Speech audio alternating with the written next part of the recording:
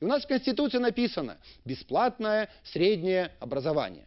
Но когда я встречаюсь с людьми в Лиде, встречаюсь с учителями в Витебске, с школьниками и студентами в Могилеве, они спрашивают, почему же ученики должны платить за учебники? Приезжают мои коллеги из Москвы, говорят, в Москве, в московских школах учебники бесплатно. Никому не придет в голову брать деньги за это. А какие поборы существуют для родителей? Опять-таки это выливается в большие суммы. Бесплатного образования по факту у нас нет.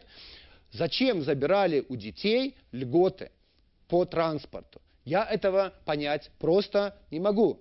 Если бы речь шла о некой экономии, это одно дело. Но получается, что мы забрали 50 льготы у детей, забрали льготы у инвалидов, у пенсионеров, у чернобыльцев, получили в результате экономию, ну, скажем, 50 миллионов долларов.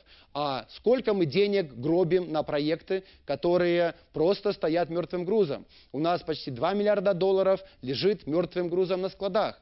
У нас более 4 миллиардов долларов заморожено в пустующих домах. Мы начали много строить, мы начали вкладывать деньги в то, чтобы был просто вал, а на выходе получили ситуацию, когда эти деньги просто заморожены. Эта ситуация не нужна нам в Новой Беларуси. Ее нужно менять. Менять нужно в том направлении, чтобы дети получали обратно льготы, чтобы дети имели возможности бесплатно ездить на транспорте. Потому что, ну сколько там потеряет эта транспортная организация? Дайте эти деньги в семью, и, безусловно, эта семья заживет совершенно по-другому. Потому что, ну как, например, молодой семье, да, решиться на рождение второго ребенка? Попробуйте, вы сразу же, как говорит статистика, резко увеличивается риск попадания в бедность, в ловушку бедности. Потому что доходов не хватает, пособий не хватает.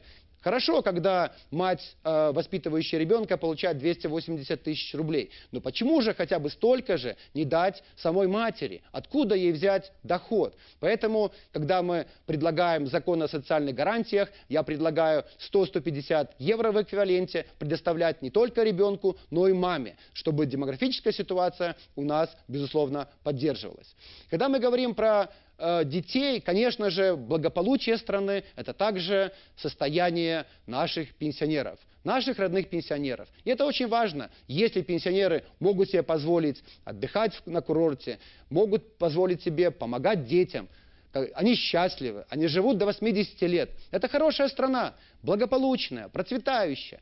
Что же у нас с пенсионерами? Моя мама на пенсии, ей 75 лет. Поверьте мне, если бы я не помогал, очень сложно было бы ей сегодня прожить нормальной жизнью. Она уже не может иметь свиней, не может заниматься сельхозпроизводством. Возраст не тот. Но почему же пенсии, которая должна обеспечивать хороший уровень благосостояния, такие низкие?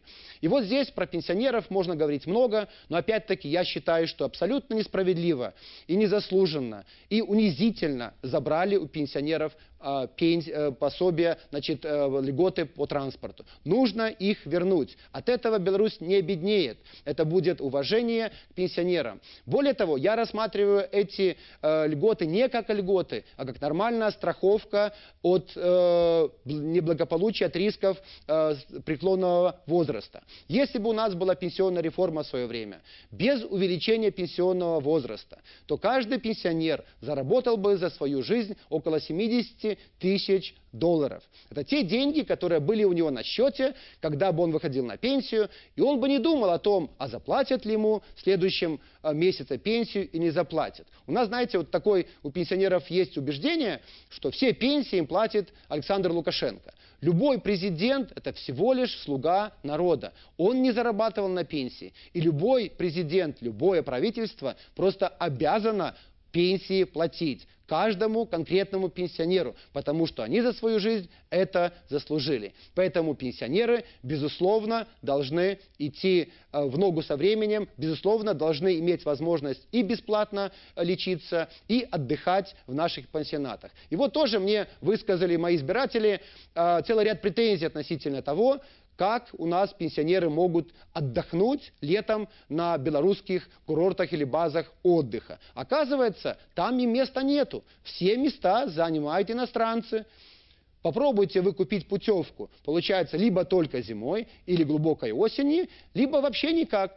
Моя мама пыталась сделать это зимой, не было возможности, получилось, что она отдыхала только в мае. И вот отношение к детям и отношение к пенсионерам. Это говорит о том, какая у нас сегодня социальная политика. Мы говорим про социальное государство, а на самом деле социального государства очень мало. Оно, знаете, такое как бы подменное, оно неискреннее, оно то, которое обманывает человека, обещает одно, делает другое. При этом, знаете, вот если бы эти правила распространялись на всех, это хорошо. Вот посидел депутат в кресле Палаты представителей один срок и получай пенсию $1000. Обыкновенный человек корячится в школе 20 лет, говорит, или в больнице 40 лет и получает пенсию 500-600 тысяч. Где справедливость? Нету справедливости. Я считаю, что в пенсионной системе нужно наводить порядок, потому что пенсионеры – это наше обязательство. Так как мы относимся к нашим родителям, к нашим бабушкам, дедушкам, таковы мы люди, такой наш гуманизм. И я просто хочу напомнить вам или рассказать о том, кем были мои прадеды, дедушка и бабушка, кем были мои родители. И вот то, что является частью нашей национальной идеи в Беларуси.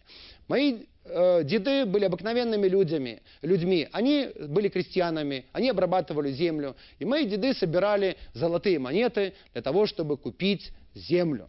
Потому что земля была богатством, земля обеспечивала какой-то прогресс. И вот они собирали землю, они говорили про то, что будет у нас благосостояние, пришла советская власть и всю эту землю забрала.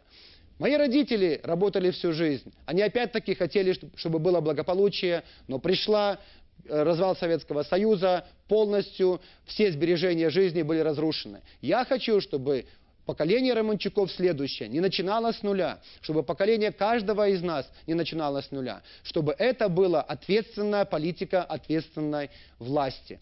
Я считаю, что мы этого заслужили, мы это выстрадали. Надо просто решиться на перемены. Перемены, безусловно, будут к лучшему.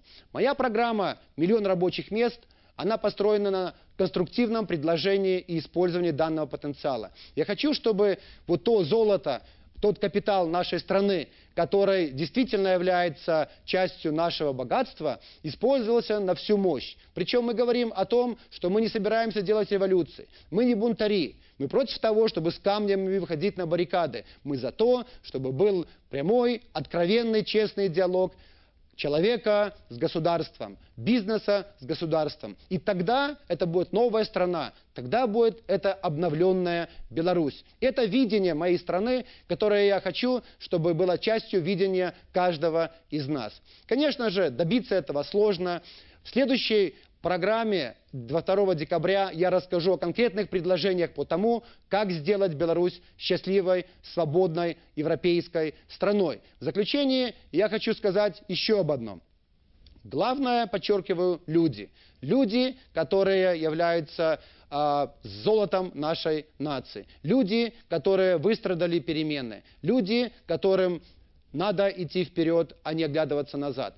И перемены, которые придут к нам, не являются нашим внутренним решением. Мы маленькая страна, но мы не живем в Тихом океане. Мы в центре Европы. И мы должны ездить в Европу без виз. Мы должны торговать свободно и с Россией, и с Украиной, и со всем миром. И когда мы это сделаем, когда мы раскроемся на весь мир, когда мы покончим с самоизоляцией, когда у нас будет демократия, когда мы выпустим из тюрьмы политических заключенных, когда мы освободим прессу, когда у нас каждый гражданин сможет избирать и быть избранным, я считаю, что Беларусь будет гораздо счастливее, гораздо достойнее, чем она есть сегодня.